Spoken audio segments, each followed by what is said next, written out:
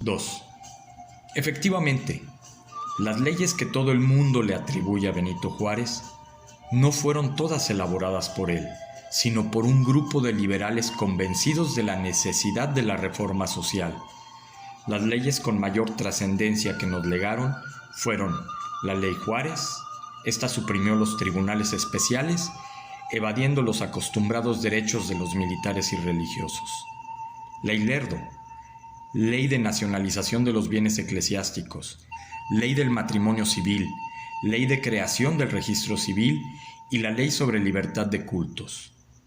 La primera, la Ley de desamortización de fincas rústicas y urbanas de corporaciones civiles y eclesiásticas, fue de Lerdo de Tejada. Pero que alguien le adjudique todas a Juárez o afirmar que Juárez se las apropió es únicamente desconocimiento. 3. Juárez no vendió ni un centímetro del territorio nacional, ni de intención ni de facto. El mito de esa venta se deriva del Tratado McLean-Ocampo. ¿Y qué es el polémico tratado? Pues un canal de Panamá terrestre por el istmo de Tehuantepec, con el cual se garantizaba el libre tránsito de ciudadanos y mercancías estadounidenses de costa a costa por el istmo y otros 2 en la frontera de ambos países. Y les pregunto, ¿han visto el desarrollo económico que el mencionado canal de Panamá ha dejado?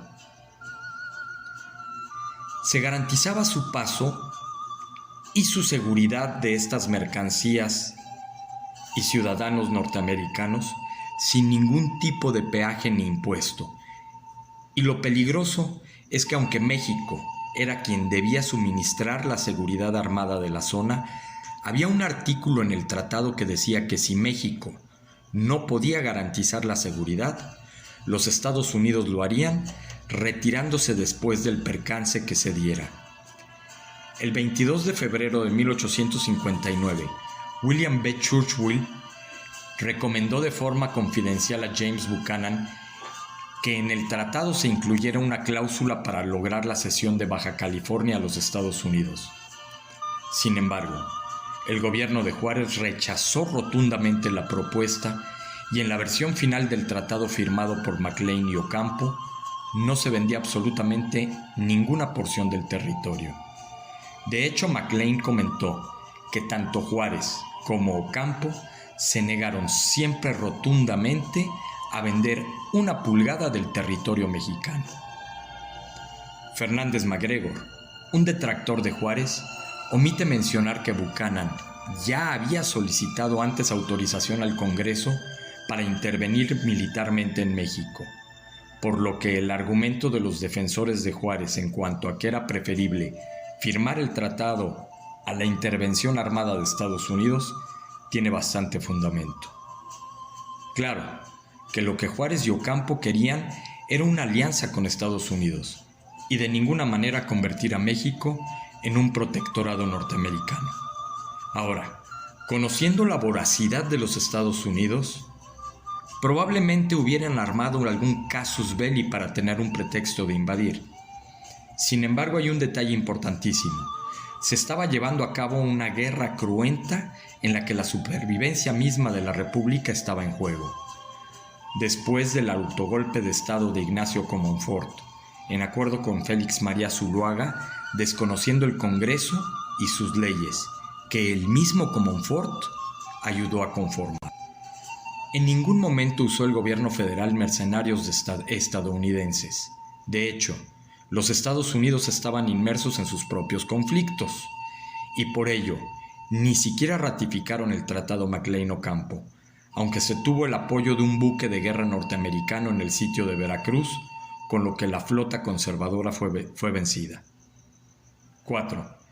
El comentario que muchos hacen de que Juárez no vivió en la pobreza es algo cierto.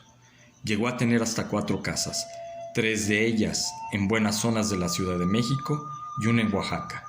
Ahora, tomemos en cuenta que trabajó desde síndico de Oaxaca en 1827, a gobernador varias veces, presidente de la Suprema Corte y presidente de la República hasta su fallecimiento en 1872. Estamos hablando de 47 años de altos puestos en el gobierno. Tomemos en cuenta lo siguiente. Un magistrado de la Suprema Corte de Justicia de la Nación gana con todo y prestaciones 578,186 pesos al mes.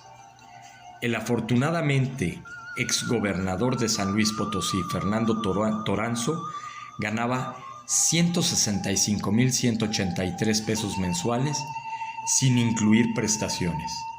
El expresidente Felipe Calderón Hinojosa terminó su gobierno con un sueldo de 208,000 pesos y unas prestaciones mensuales por 72,900 pesos.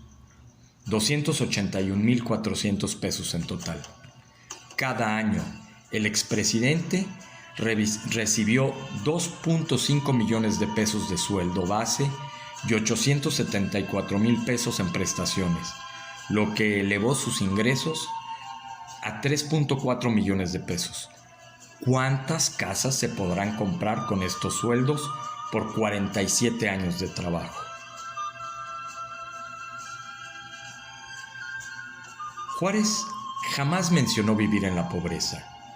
Por tanto, me parece que aunque es cierto que acumuló varios bienes inmuebles, todo esto estaba en los límites de los sueldos que había ganado. Y no solo eso, el 6 de abril de 1861 escribió un decreto donde se bajaba el sueldo de 36,000 a 30,000 pesos anuales. Deseo en este ensayo hacer dos anotaciones especiales. Primera, para entender un personaje histórico no es suficiente con saber qué hizo. Hay que entender, asimismo, su tiempo, su época y lugar. Segunda, como librepensador, como francmasón y como persona de tendencias republicanas, pero no republicanas gringas, Juárez siempre ha sido para mí una figura importante en cuanto a perseverancia de los ideales republicanos y el apego a la ley, aunque jamás he estado de acuerdo con el culto que la masonería mexicana le da a Benito Juárez. A veces se nos olvida pensar que a pesar de las grandes obras de un hombre, este sigue siendo un hombre. Que me disculpen mis hermanos,